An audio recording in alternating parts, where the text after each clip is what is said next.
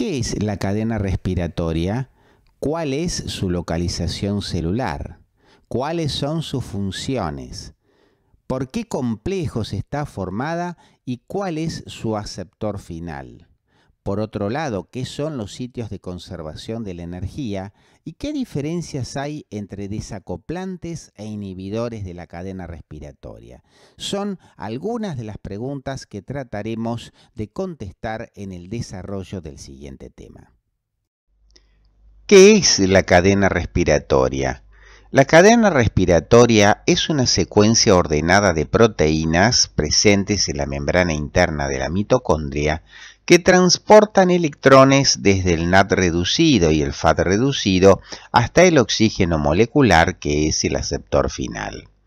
Acoplado a este transporte de electrones, ocurre un bombeo de protones hacia el espacio intermembrana de las mitocondrias en contra de su gradiente de concentración. ¿Qué proceso metabólico lleva acoplado a la cadena de transporte de electrones o cadena respiratoria?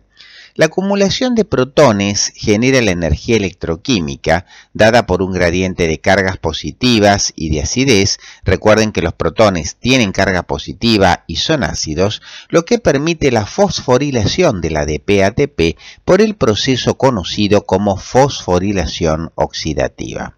Finalmente, el oxígeno, que es el aceptor final, acepta los electrones y los protones para formar agua. El oxígeno, como aceptor final de la cadena, es el mismo oxígeno transportado por la hemoglobina que habíamos visto durante las primeras clases. En el esquema se representa el flujo de electrones y protones a través de la cadena respiratoria. Recuerden ustedes que el bombeo de protones genera en la parte externa de la membrana mitocondrial interna un gradiente de acidez y de cargas positivas que permiten el regreso de los protones a la matriz mitocondrial, impulsando la fosforilación del ADP a ATP por la enzima conocida como ATP sintetasa. Cada reacción de transferencia electrónica ocurre entre un agente dador de electrones, conocido como agente reductor, y un aceptor de los mismos, llamado agente oxidante. Es así que hablamos de los pares redox. La cadena respiratoria consta de 4 complejos multienzimáticos. El complejo 1 o NAD deshidrogenasa o NAD ubiquinona óxido reductasa, el complejo 2 o succinato deshidrogenasa, el complejo 3 o citocromos B y C1 y el complejo 4 correspondiente a la citocromo A más A3, conocida también como citocromo oxidasa.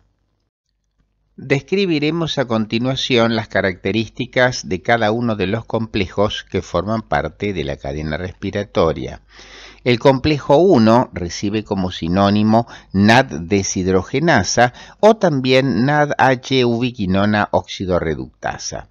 Con respecto a su estructura, es el complejo de mayor tamaño, ya que consta de 45 cadenas polipeptídicas y está unida a riboflavina 5' monofosfato, cuya sigla es flavina mononucleótido, que está unido a hierro y azufre.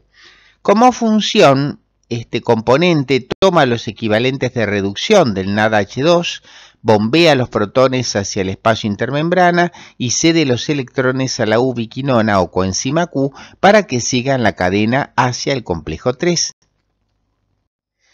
En el complejo NAD deshidrogenasa o NADH ubiquinona reductasa se encuentra flavina mononucleótido, que está constituida por un núcleo de isoaloxacina, un pentalcohol derivado de la ribosa llamado ribitol y un resto fosfato.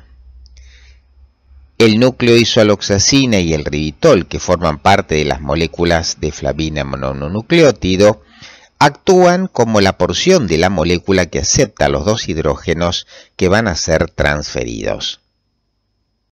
Obsérvese que se bombean 4 protones desde la matriz al espacio intermembrana y otros 2 reducen la coenzima Q a coenzima Q reducida. Luego serán bombeados por el complejo 3. Todas las enzimas que utilizan como coenzima al NAD reducido vuelcan sus equivalentes reductores en la NAD-deshidrogenasa. Fíjense ustedes que aquí se produce la transferencia de dos átomos de hidrógeno. Cada uno de esos átomos de hidrógeno tienen un protón y un electrón. Ahora bien, aquí en esta reacción lo que se transfiere es un ion hidruro, es decir, un hidrógeno con dos electrones. El otro, es decir, el otro hidrógeno, queda cargado positivamente y es lo que ustedes ven como NAD más protón. Por otro lado, cuando entra el ion hidruro, fíjense ustedes que el nitrógeno del anillo heterocíclico, que tiene carga positiva porque está trabajando con valencia 5, al recibir al hidruro, que tiene carga negativa, automáticamente pasa a trabajar con valencia 3 y se reduce la doble ligadura. Por lo tanto, el producto final será NADH más el protón que ya habíamos mencionado. El complejo 2 corresponde a la enzima succinato deshidrogenasa o también denominado este complejo succinato coenzima Q reductasa. Está conformado en sí por 4 subunidades llamadas A, B, C y D. A y B son hidrofílicos si se encuentran en la matriz mitocondrial, mientras que C y D son hidrofóbicos si están en la membrana. La subunidad A está unida covalentemente al FAD. La función de este complejo 2 es captar equivalentes de reducción de succinato a fumarato producidos en la matriz mitocondrial del ciclo de Krebs a través del FAD y transferírselos a la coenzima Q u ubiquinona, que a su vez los cede al complejo 3 en conjunto con los equivalentes de reducción provenientes del complejo 1. La succinato deshidrogenasa es una enzima que forma parte del ciclo de Krebs y que se encuentra adherida a la membrana interna de la mitocondria. Cataliza el pasaje de succinato a fumarato utilizando FAD como coenzima. Recuerden ustedes que la enzima en sí tiene 4 subunidades, A y B, que son hidrofílicas, que están mirando hacia la matriz mitocondrial, y C y D, que son hidrofóbicas, están insertas en la membrana interna de la mitocondria. Todas las enzimas que utilicen FAD como coenzima terminarán justamente en el complejo de la succinato deshidrogenasa, el cual realizará la reoxidación de estas coenzimas reducidas. La ubiquinona, por su parte, recibe los electrones de los complejos 1 y 2 para reducirse a ubiquinol. El ubiquinol se desplaza por la porción central hidrofóbica de la membrana bifosfolipídica hasta el complejo 3, donde se produce un sofisticado mecanismo conocido como ciclo Q o ciclo de la ubiquinona o ciclo de la coenzima Q. En este caso, la coenzima Q va a terminar reduciéndose. La coenzima Q se denomina también ubiquinona por su ubicuidad en los sistemas biológicos. En sí, desde el punto de vista bioquímico, es una benzoquinona con una larga cadena formada por 10 unidades isoprenoides, que ustedes la ven en el grupo radical. Este aceptor es el único de la cadena respiratoria que no está unido a proteínas. Su cadena isoprenoide hidrofóbica le permite ubicarse en la zona apolar de la bicapa fosfolipídica de la membrana interna, dentro de la cual se desplaza con cierta libertad, actuando en general como un portador móvil de electrones. El complejo 3 de la cadena respiratoria corresponde a la asociación citocromo B-C1 o coenzima Q citocromo C reductasa, o también conocidos como ubiquinol citocromo C reductasa. Desde el punto de vista estructural, el complejo 3 es una sofisticada lipoproteína de 11 subunidades que están unidas a grupos prostéticos, en general citocromos con grupos hemo y ferredoxina como proteína acompañante. La función del complejo 3 es captar los equivalentes de reducción del ubiquinol y 2 protones de la matriz, bombear los 4 protones al espacio intermembrana y ceder los electrones al citocromo C. El citocromo C es soluble en agua y los transporta a través del espacio intermembrana hasta el complejo 4. A su vez, el ubiquinol se reoxida a coenzima Q para volver a los complejos 1 y 2. Los citocromos B y C contienen un grupo prostético hemo idéntico al de la hemoglobina y la mioglobina, un núcleo protoporfirina 9 unido a un átomo de hierro. Como ya dijimos, el complejo 3 capta los equivalentes de reducción del ubiquinol y 2 protones de la matriz mitocondrial. Posteriormente, bombea 4 hidrogeniones al espacio intermembrana y cede los electrones al citocromo C. El citocromo C, como ustedes bien saben, es soluble en agua y los transporta a través del espacio intermembrana hasta el complejo 4. Como podrán ver en la diapositiva, el ubiquinol se reoxida a coenzima Q para volver entonces a los complejos 1 y 2. Por último, el complejo 4 de la cadena respiratoria es la enzima citocromo oxidasa. Está formada por varias subunidades proteicas que contienen los grupos prostéticos que intervienen en el transporte de electrones, 2 grupos hemo llamados citocromos A y A3 y 2 núcleos que contienen iones al estado cúprico, que son los centros cobre A y cobre B. En cuanto a su función, los electrones se transportan de uno en uno por los grupos aceptores hasta acumular 4 en el último centro redox, formado por citocromo A3, un centro de cobre B y un residuo de tirosina. Entonces pueden cederse a una molécula de oxígeno. El flujo de 4 electrones por el complejo 4 permite el bombeo de los correspondientes 4 protones hacia el espacio intermembrana. Durante la acción del complejo 4 se produce la formación de agua. Este complejo cede 4 electrones a una molécula de oxígeno. Por otra parte, el ATP sintetasa hace ingresar protones a la matriz mitocondrial. Así, los 2 átomos de oxígeno se combinan con los 4 electrones cedidos por el complejo 4 y 4 protones que ingresan por la ATP sintetasa permiten la formación de 2 moléculas de agua. La cadena de transporte de electrones implica un salto energético de 52,7 kilocalorías entre el primer componente, que es el NAD, y el aceptor final, que es el oxígeno molecular. Este salto energético se va fraccionando en cada uno de los componentes de la cadena respiratoria. Cuando la pérdida de energía entre componente y componente supere las 7,3 kilocalorías, con esa cantidad de energía será suficiente para formar una molécula de ATP.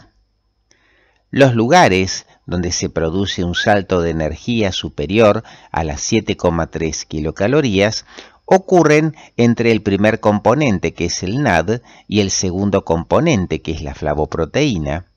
Entre el citocromo B y el citocromo C1 se produce la segunda formación de molécula de ATP y finalmente entre la citocromo oxidasa y el oxígeno molecular se produce la tercera molécula de ATP. Todos estos sitios donde se forma el ATP reciben el nombre de sitios de conservación de la energía. También en esta diapositiva pueden apreciar que todas las enzimas que utilicen NAD como coenzima y se reoxiden a través del NAD comenzarán a partir del NAD y por lo tanto generarán una ganancia de 3 ATPs por cada coenzima que se reoxida. En cambio, las enzimas que utilizan FAD, por ejemplo, como la succinato deshidrogenasa, el FAD reducido va a ingresar a nivel del segundo componente, cuando ya se formó la primera molécula de ATP. Por eso la reoxidación de coenzimas terminadas en FADH2 o flavina mononucleótido H2 van a dejar por ganancia nada más que 2 moléculas de ATP contra las 3 que generan todas las coenzimas reducidas que utilizan NAD. La ATP sintetasa recibe también como otro nombre la ATPasa transportadora de protones o simplemente ATP sintetasa. Está formada por dos complejos F1 y F0 unidos por dímeros. Se asocian mediante interacciones electrostáticas. Las partículas F0 atraviesan la membrana interna de la mitocondria y actúan como verdaderos canales protónicos. Las partículas F1 sobresalen hacia la matriz y catalizan la fosforilación del ADP a ATP.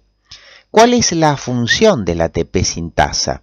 La ATP sintasa cataliza la fosforilación de ADP a ATP y la acción catalítica de esta sintasa se activa con los cambios conformacionales que se provocan gracias al paso de protones a través de la proteína, impulsados por el gradiente quimiosmótico que habíamos visto. Así se acumula energía química transportable en moléculas de ATP.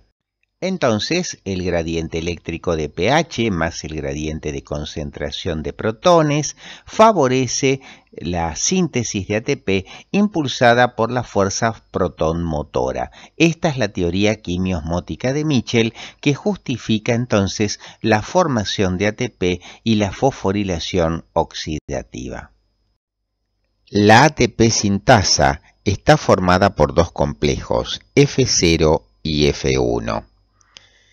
Las partículas F0, inhibidas por la oligomicina, atraviesan la membrana mitocondrial interna, actuando como canales protónicos. Por su parte, las partículas F1 sobresalen hacia la matriz mitocondrial, como se puede apreciar en la diapositiva, y catalizan la fosforilación del ADP al ATP. A través de translocasas, difunden el ADP y el fósforo inorgánico para que la ATP sintetasa pueda formar ATP.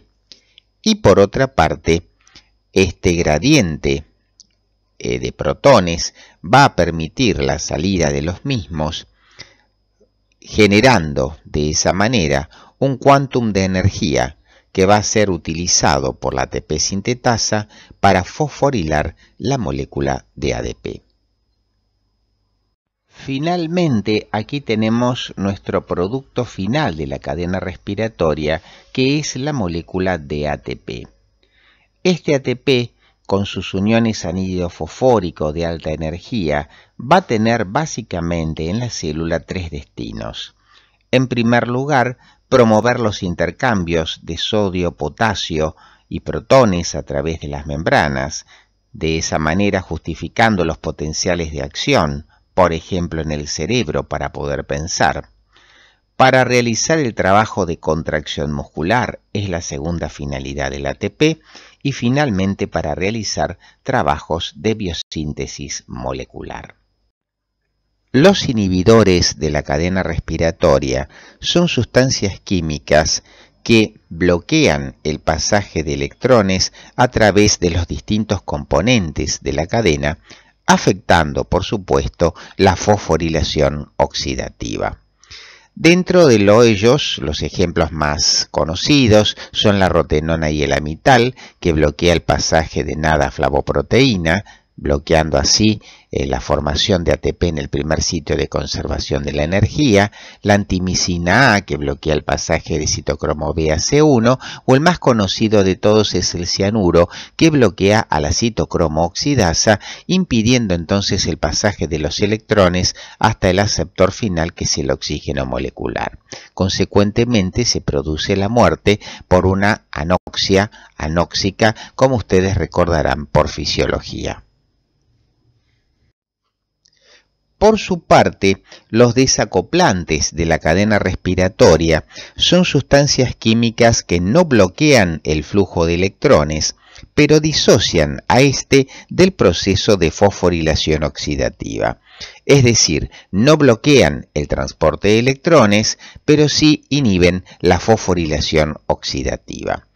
Dentro de los más utilizados está el 2,4-dinitrofenol, que transfiere hidrogeniones desde el lado externo de la mitocondria hacia la matriz y anula el gradiente de protones creado por la cadena respiratoria. Y en segundo lugar, como desacoplante fisiológico, podemos mencionar a la hormona tiroidea, cuyo efecto calorigénico se basa justamente en el bloqueo de la fosforilación oxidativa, efecto que se manifiesta en el exceso de hormona, en el hipertiroidismo, ya que en ese caso la no formación de ATP determina que la energía creada en los sitios de conservación de la energía se disipe como calor. Por eso, el paciente hipertiroideo tiene una alta sensibilidad al calor. Peter Dennis Mitchell fue un bioquímico inglés que en 1978 fue galardonado con el Premio Nobel de Química por sus trabajos sobre intercambio de energía biológica mediante la teoría quimiosmótica que ustedes acaban de ver. Muchas gracias por la atención dispensada.